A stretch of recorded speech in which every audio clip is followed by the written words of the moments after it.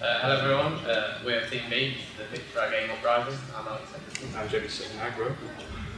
Uprising will be a survival horror game with a top-down perspective, set in a science fiction environment and a realistic visual style. So pretty much imagine alien isolation of Westworld story, perspective of Hotline Miami and that American city's visual style. We want the game to release on PlayStation 4 to male and female audience aged between 50 and 35. Again, having a 16 age rating. We want the game to release into North American and European markets. The story will be in a simple 3-act structure, with each act being illustrated by the area the player is in. So the first act will be the American West test zone, the second act will be the Space World test zone, the third act being the Tribal World test zone control center. The story will be about the main character, Elisa, a low-level engineer, going through tense and terrifying experiences following the uprising of a synthetic robot testing facility taken over by the robots. To escape and destroy the facility, the player will need to collect 3 key cards held by the 3 leaders of the uprising. So the game world is made up of 4 different zones: the Western Zone, the Space Zone, the Tribal Zone, and the Maintenance Zone. So we glued it all together. And these get gradually more difficult as the player goes through them. So the Western's the easiest, and it gets slightly more harder, and then the Tribal is the most difficult. And the Maintenance Zone is just a mixture of all of them. And the character starts in the dormitory where she wakes up, and then she progresses through each individual zone until she gets to control and where the game will have to find a boss fight. So each zone has its own theme. So the Western Zone, obviously the NPCs will be cowboys, merchants, bandits, things like that. And then the architecture will be sort of based in a desert land, with woods and ranches, saloons, similar things. Here's an example of a 3D render of one of the Western zones. So then we've got the Space Zone, which the NPCs will mostly be space military type robots, but then there'll also be synthetic mutants, which are robots that aren't controlled by anyone, and they will attack both you and the other robots around. And then also the environment will be moon, gravity, dusty planet surface, and futuristic structures. And then finally for the Tribal Zone, the NPCs will mostly be Aboriginal tribal warriors, and then the environments will be mainly sort of jungle-based, tall trees and dense jungle. So here are the controls. It'll be on PlayStation 4, so obviously it'll be on the PlayStation controller. Movement and so like that is Hotline Miami's kind of like movement controls. So on the right stick to look and the left stick to move. Some of the controls are context sensitive, so triangle in the weapon wheel or the equipment wheel. That'll be used to bind an item to a hotkey, so that'll be one of the directional buttons. The outside of the equipment wheel that'll be used to just interact with stuff. There'll also be a little bit of combat, so the player will have a crowbar to be able to defend themselves with. Otherwise, other than that, there's not much in terms of combat other than the gadgets which will be explained. So there will be crafting the game, which is where the survival element comes in. These items will be like distracting devices, which will play sound, chaperons, which will maybe distract them or like shut them down. These will be used, made using equipment around facilities like coils, like radio bits, like motion sensors, and motors and stuff like that. Then there's the stealth element, which will have stuff like hiding. When the player wants to get away or avoid an enemy, they can hide by going into a locker or under a table. This will change the perspective from top down to first person, just giving some tense moments in gameplay. Then there's sneaking, as I said, the stealth game mechanic. The crouching will be used doing R3. When the player is doing in crouching, they'll make a lot less sound and move a lot slower, however. So that means the player will need to figure out when they have to use it, decide accordingly. There's key cards in the game, which will be one of the main ways to get through levels. So you have to get a key card to get through a door. There will be obviously a few differences, and the game will be a bit boring otherwise. Each final boss will drop 1, so the player can get to the next zone and use them on the control panels at the end of the game. So the enemies are themed around the environment the player is in, so stuff like the cowboys and American West Zone. The bosses of these zones will also be themed around these zones and appearing before their boss battle, except for Lee, who will be in the control center due to him realising Elise has been collecting key cards to escape. So here's the bosses, 1 for each zone. Here is Lee, who's the overarching leader of the Uprising, formerly of the sheriff of the American West town. In this boss battle, the player will have to take off his key card of this person and use that to activate the control consoles around the control center with other key cards collected from the other enemies. Every console activation will cause the lead to search the player faster and start destroying hiding spots, forcing the player to move on and hide. Then we have General Aurora, who is leader of the Space Zone, forming the Space Defense Army. In their boss battle, the player will have to distract her and 3 bodyguards away from the control panel seen behind her. Then, when the players got into it, they will allow human robots to invade the base, killing Aurora and everyone in there. The player can use distracting devices on knock-on walls, however these will be very temporary. As distracting for longer, the player will have to use a violent and spam the boss arena. Then we have the tribal boss at the end, will be a violent muscle-bound giant, so basically he won't be very smart, he's just strong. And in his boss fight, the player has to set up traps in his jungle environment, so stuff like bits with spikes in them, sharp objects hidden in grass, and boulders placed around the walls. So these are the regular enemies in these zones. So there's the cowboy, who's a simple seek and destroy AI, who sees the player will chase them and shoot at them, and their guns are low power. When the player is hiding, the player won't really check the hiding spot unless they see them go in there. Then there's the space AI, who are a bit smarter, with better guns as well, so because they're military training.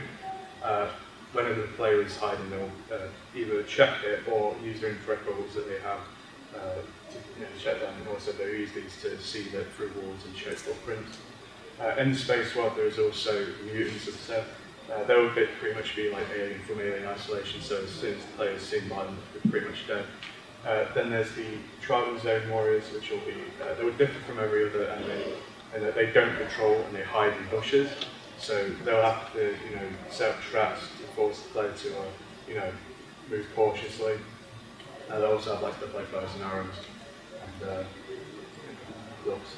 Also, there'll be the robots in the maintenance zones, which will be just broken down versions of the robots without any skin on clothing.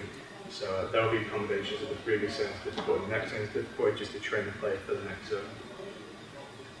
So for the gameplay unique features, there's obviously distractions which can be made by knocking on walls, or you can also craft things in the crafting menu, which will lure enemies away from you. The tactical work, you get spotting. The spotting system works, so every enemy carries a torch, and then which emits a white light, and if you go in front of that light, you pretty much spot it. But if one of the white lights is actually a red light, that means that enemy has infrared goggles, and they'll be able to track you a lot easier. So then the bosses, each boss drops a key card, which will let you into the next level, but then it also helps at the end of the boss fight, which you need all 3 key cards to get out of the facility. And the unique aspects will be the changing perspective, so when you go to hiding spaces, it goes from the top-down perspective to the first-person perspective, to add the more attention and atmosphere. Then you've got the changing environments. We have 3 different environments. They're quite unique in a way, so not many games really have that. And then also the interactive environments, so you can move things around in environments to maybe help you navigate through each level. So with the interactive environment, there'll be carts that you can play, you can move.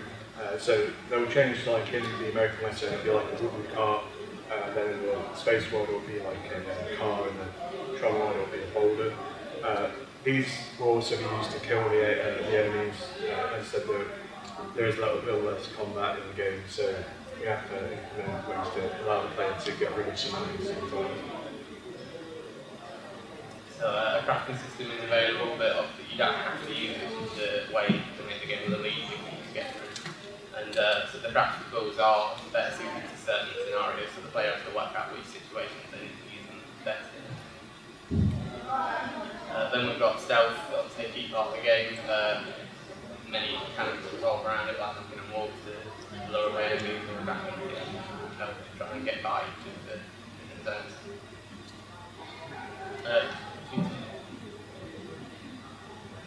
The game introduces the player gradually to these mechanics, so that they're not all just thrown in the deep end. And tutorials are actually available if the player thinks they need more to understand the different mechanics available. So this is what the equipment will look like. This is for all the during gameplay, holding L1 and R1.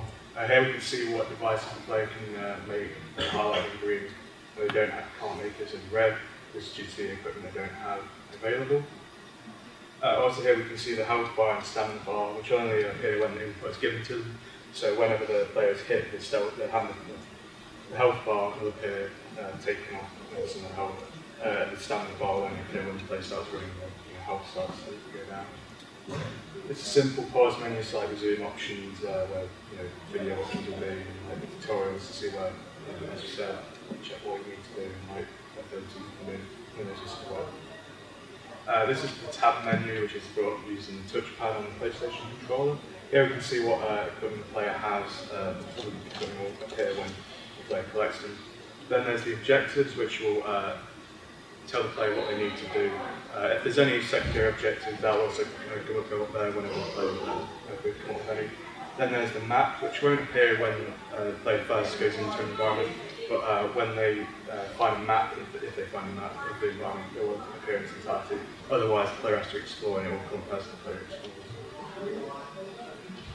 So there will be music in the game, which will change in each environment to match it. It'll be tense and low tempo.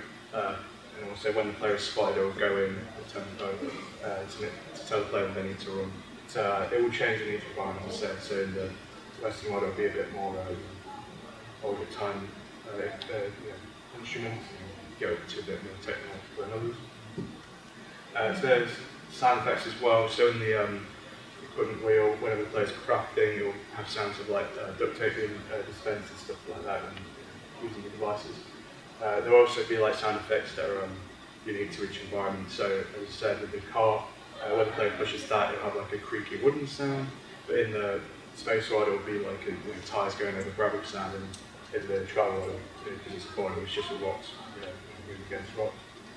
So there's going to be physical interfaces with the player. So the control will vibrate in a heartbeat fashion whenever the player is in a hiding spot and enemy is this is just because the player is feeling, what it's like being in that situation as a lead.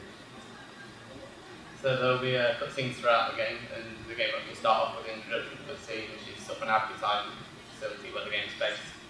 And there'll also be cutscenes before and after each boss fight, just to sort of set up the fight and then add the transition to the next area. And sometimes there'll be sort of text and dialogue between the two enemies in the zone, but that will be displayed in a top-down perspective with no other viewpoint really needed. So there is bonus material in the game, so like collectibles. These come in the form of documents which can be found out from every level. When the player finds them all, they'll unlock a blueprint for an invisibility device, which can be used in New Game Plus.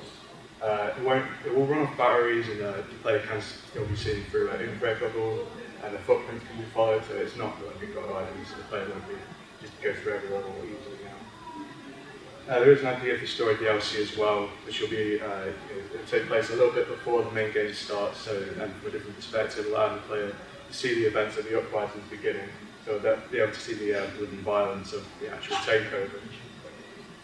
It will start in the game's own environment, so the control centre. It will go down through to the American West Zone, where the player is caught and put on a pie, as seen in the cutscene that sets the lead up in the main game. The DLC will be shorter than the main game, will be about half the run time. We're hoping this makes it half the development time as well, so hopefully about 7 months after the development of the main game, we'll hope to release it. It will be, as I said, short, so there will be less levels in each zone, with the travel zone being skipped entirely. There will be new levels, however, they won't be recycled, so this won't give the player, value for their money. There will be new mechanics added too, so like hacking, and which will be used to new ways to deal with enemies. It will be more of even just story, so get the player back for more than just the story. That's the presentation. Any questions?